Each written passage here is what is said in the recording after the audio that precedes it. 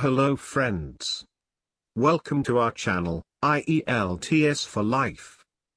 Today, we shall provide you a practice test for listening. Before starting the test, click on the I button, on top, so that you can have a look on our listening tips video. In this video, you will hear a number of recordings and you'll have to answer questions on what you hear. There will be time for you to read the instructions and questions, and you'll have a chance to check your answers. All the recordings will be played once only. The test is in 4 parts.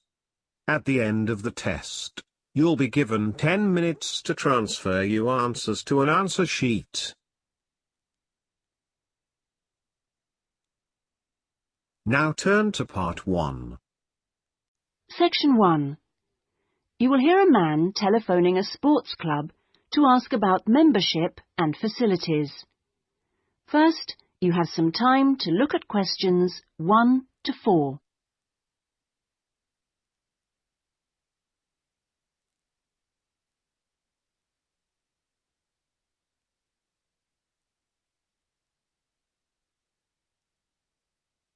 Now we shall begin. You should answer the questions as you listen, because you will not hear the recording a second time. Listen carefully and answer questions 1 to 4. Good morning. Sorry, it's gone 12. I'll start again. Good afternoon, Kingswell Sports Club. How can I help you? Oh, good afternoon. I was wondering if you could give me some information about membership and facilities. Of course. What would you like to know? Do you have tennis courts, for example? No, I'm afraid we don't. We're primarily a golf club. What about football? I heard you had a team. No, I'm sorry. Perhaps you're thinking about Fresham Sports Centre. Oh, right. I know it. I've played badminton there. Have you? They've got a lot of facilities we don't have, and vice versa. We do have a Keep Fit studio, which is very popular with members, and then as well as that, there's swimming, of course. That's good. I like to swim every day. We have a range of classes, too. Do you have judo classes? I'm keen to learn. Well, at the moment, we offer kickboxing. We're planning to add judo and stretch classes soon. We're currently running a range of yoga classes, too. What about relaxing after exercise? I assume you have a restaurant or something? At the moment, we've got a salad bar, which is very popular. We'll also have a fully licensed restaurant by the end of the year. Sounds good. Before you hear the rest of the conversation, you have some time to look at questions 5 to 10.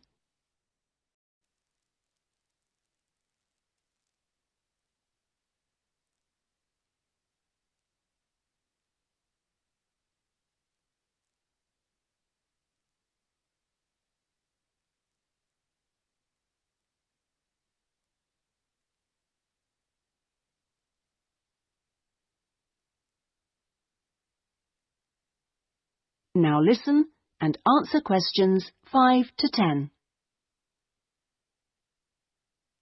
What kind of membership are you interested in? Not really sure. What are the options? Well, there are 3 different membership schemes. I see. What's the difference? Well, the first one's called Gold, and you can use all the facilities at any time of the day or week. You can also join in as many classes as you like for free. That sounds good. Is it very expensive? Well, you pay a £250 joining fee, and then it's £450. Oh, no, I'm sorry. It's just gone up by £50. Sorry about that. It's now £500 for the annual subscription fee. Right, got that. And what's the next type? Well, that's silver. It's the same as gold, except you have to pay a small fee of £1 per lesson for any you do, and you can only use the centre at certain times. I see. So when exactly? You can only use the facilities between 10 a.m. and 4:30 p.m. So I couldn't use the pool at 8 in the morning or evening then? That's right. Okay, and the price for that? Is the joining fee the same as for gold? Actually, it's slightly less than the £250. It's £225. But the annual fee is only £300. Does that sound more like what you want? Well, it's still rather more expensive than I thought. I'm a student here in England, and I'm only here for 6 months. Ah, then the bronze scheme would probably suit you best. How is that different? Well, some of the facilities have restricted use. And do I have to pay for classes? Yes, it's £3 for each class you join. I see. And what are the hours then? Between 10:30 and 3:30 weekdays only, and you pay a £50 joining fee. The annual fee is £180. It works out at £15 a month, so that would be quite a lot cheaper. Oh, that should be all right. I could come in my free periods. What do I have to do if I want to join? Well, we book you in for an assessment with an instructor who will show you how to use all the equipment. If you want to organise a trial session and look around the centre, you'll need to speak to David Kinchley.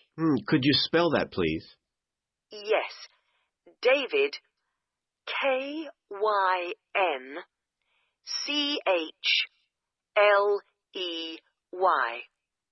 I'll give you his direct line number. It's 0458 95311. Thanks. Thank you for calling Kingswell Sports Club. That is the end of section 1. You now have half a minute to check your answers.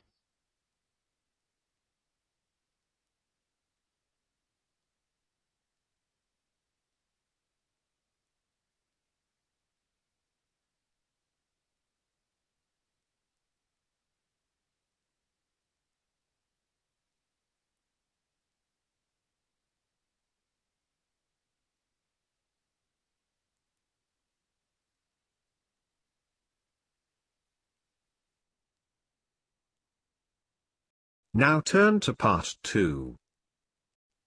You will hear a conversation between a doctor and a student. First, you have some time to look at questions 11 to 15.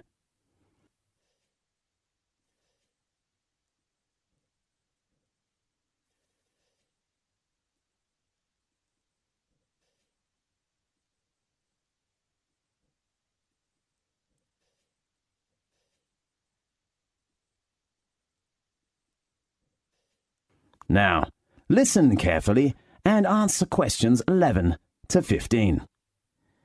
Good afternoon, Doctor. May I come in?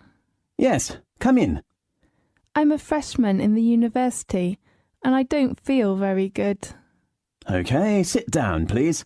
I need to record some basic details about you first. Fine. What's your full name? Mary Nixon. Is your surname spelt Nixon? That's right. Well, Mary, what's your major? I'm studying art. A good choice. Tell me your registered number. Registered number? Sorry, I'm not sure. Maybe... Did you bring your union card or library card? Yes, I brought it. Okay, well, tell me the number on your card. It is MN0918. And your birthday? I was born on November 20th, 1987. Where are you from? I come from New York. Oh, we are from the same city. Really? Yes. Where do you live? Campus accommodation? Actually, I will move out from campus flat tomorrow. I rent a house in Northwest with 3 friends. Fine. Tell me your present address. It is 17th King Street. Okay, and your contact number? 3678259. Right, now let's get some of your medical background. Okay. Have you ever had any serious illnesses or accidents? I got gastritis when I was in middle school. Did you have an operation? No, I just took medicine and had some injections. Anything else? No, nothing. Now, look at questions 16 to 20.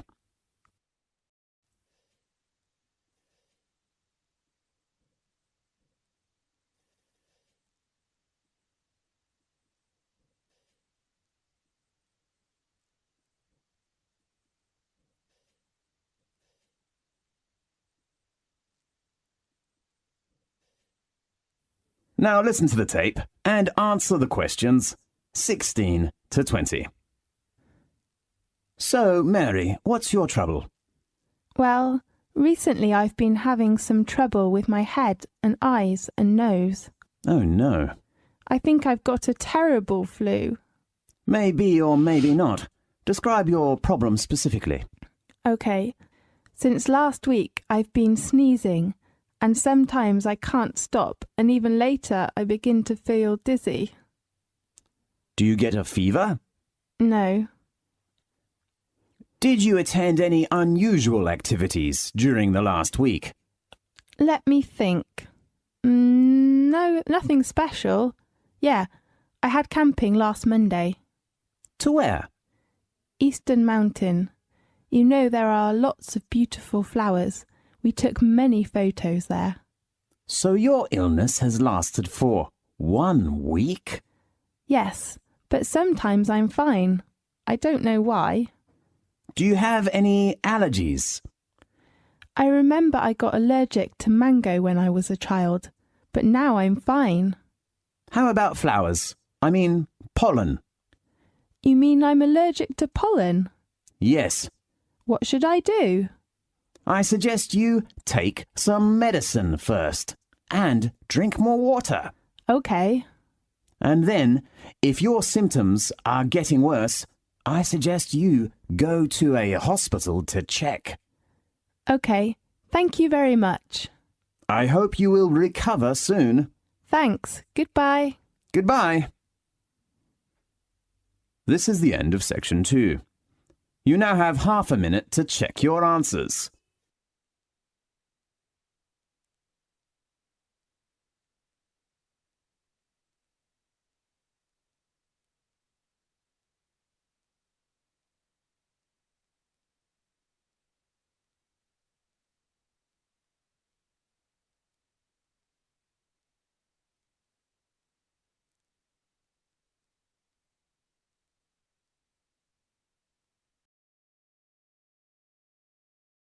Now turn to part 3. You will hear a conversation between a new student and a lecturer. First, you have some time to look at questions 21 to 25.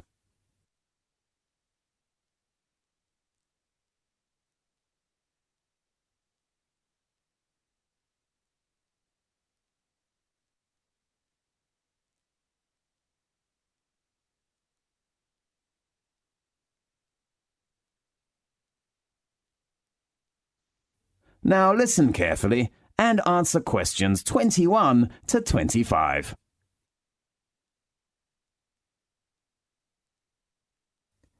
Good morning. May I come in? Yes, come in, please. I'm a new student and I'm looking for the Office of Engineering faculty. Is this the right place? Yes, this is the Faculty of Engineering. How can I help you? I know there was an orientation meeting last Friday, but I didn't attend that meeting. So I'm wondering if someone could give me some information about, the campus life or course requirements or something like that. Yes. Sit down, please. Where shall we begin? Firstly, how many lectures do I have to attend every week? There are not too many lectures of postgraduate courses. Let me check. Oh, you have lectures on Monday, Wednesday, and Friday afternoon, from 2 p.m. to 4 p.m. How often do I have to attend seminars in a week? Well, there is only one group seminar on Thursday morning at 9 o'clock. You mean a group? Yes, How many people are there in one group? about 3 to 5. Fine. You will discuss about 20 minutes, and then the representative of your group will give a short presentation. A presentation? Right. Do all members in the group have a chance to give a presentation? Maybe. And then your subject advisor will give you a mark. A mark? Does that mean the representative's mark is all members' mark? That's right. How about attendance? The postgraduate attendance is only 70%, but a few students will be absent in our faculty. Fine. Should I choose the time? Because I have a part-time job. I am afraid not. You know, the postgraduate course is very intensive. We do not suggest that our students do any other jobs. Yes, I see. I will spend time on my course. Oh, how many modular courses are there in the coming academic year? You have 3 modular courses from September to June next year. Okay. Now, look at questions 26 to 30.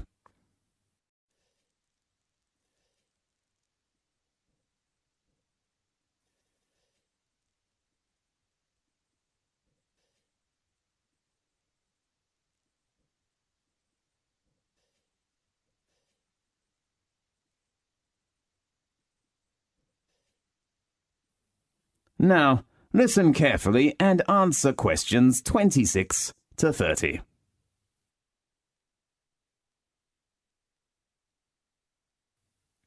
Anything else I can help you with? I'd like to know some information about the course assessment. Well, beside presentation, you will have an exam at the end of the term. An exam? What type of exam? It's an open book exam, Fine. but your main assessment is the assignment. You mean homework? Yes, you will have to write an assignment with 6,000 to 7,000 words every month. 6,000 to 7,000? Yes. Oh, how about the topic? Your tutor will give you some advice on the topic based on some course handouts or reference books, but you have to narrow the topic by yourself. So can I choose the topic of essay by myself? Yes, of course. Great. You must pay attention to your essay deadline. All assignment work must be handed in before the deadline your tutor gives you. When should I visit my tutor? You should check your tutor's name and contact number on our website. Fine. Do you have a library card? No, I have not applied for one. I think you should register for a library card first, because you need it when you borrow reference books from the library. OK, I will apply for one tomorrow morning. Anything else? The last thing is, how can I get my username and password for our university's website? First, you should go to the computer centre to register, and then they will give you a username and password. That's fine. Thanks for your introduction. You are welcome. See you later. See you. This is the end of section 3. You now have half a minute to check your answers.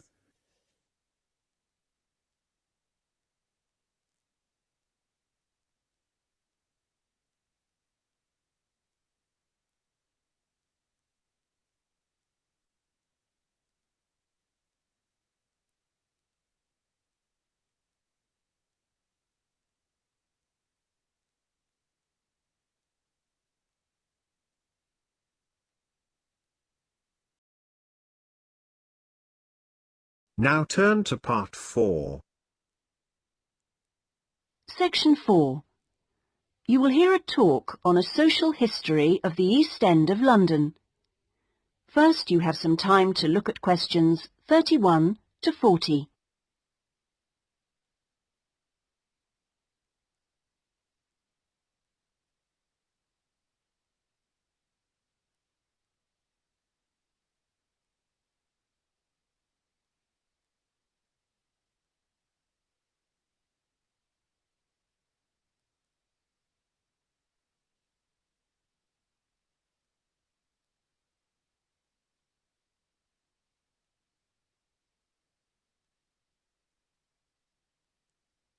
Now listen carefully and answer questions 31 to 40.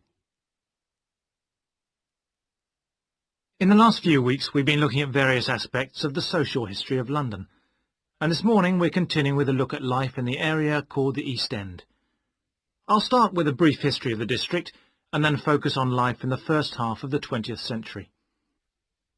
Back in the 1st to the 4th centuries AD, when the Romans controlled England, London grew into a town of 45,000 people, and what's now the East End, the area by the River Thames and along the road heading north-east from London to the coast, consisted of farmland with crops and livestock, which helped to feed that population.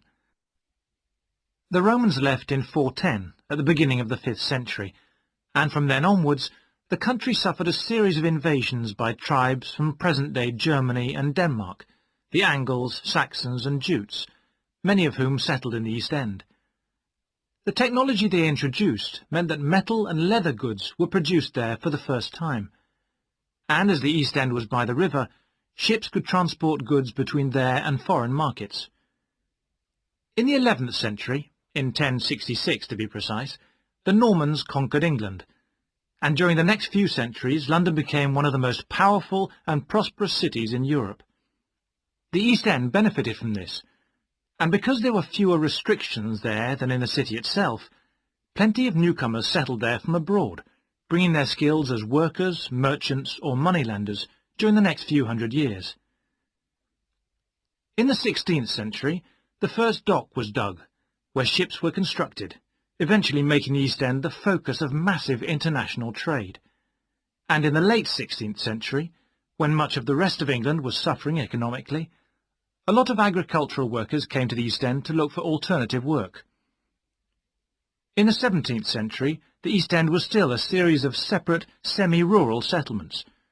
There was a shortage of accommodation, so marshland was drained and built on to house the large numbers of people now living there.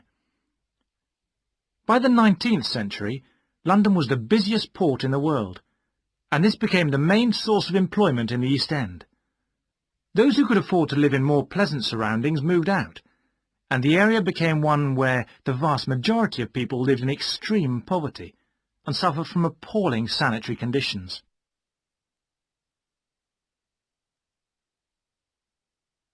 That brief outline takes us to the beginning of the 20th century, and now we'll turn to housing. At the beginning of the century, living conditions for the majority of working people in East London were very basic indeed. Houses were crowded closely together and usually very badly built because there was no regulation. But the poor and needy were attracted by the possibility of work, and they had to be housed. It was the availability rather than the condition of the housing that was the major concern for tenants and landlords alike. Few houses had electricity at this time, so other sources of power were used, like coal for the fires which heated perhaps just one room. Of course, the smoke from these contributed a great deal to the air pollution for which London used to be famous. A tiny, damp, unhealthy house like this might well be occupied by 2 full families, possibly including several children, grandparents, aunts and uncles. Now, before I go on to health implications of this way of life, I'll say something about food and nutrition. That is the end of section 4. You now have half a minute to check your answers.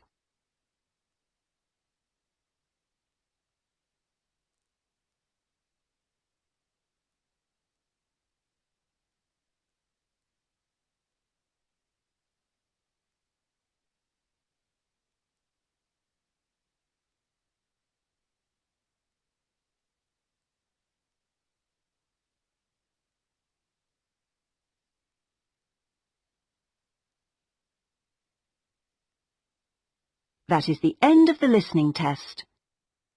In the IELTS test, you would now have 10 minutes to transfer your answers to the listening answer sheet.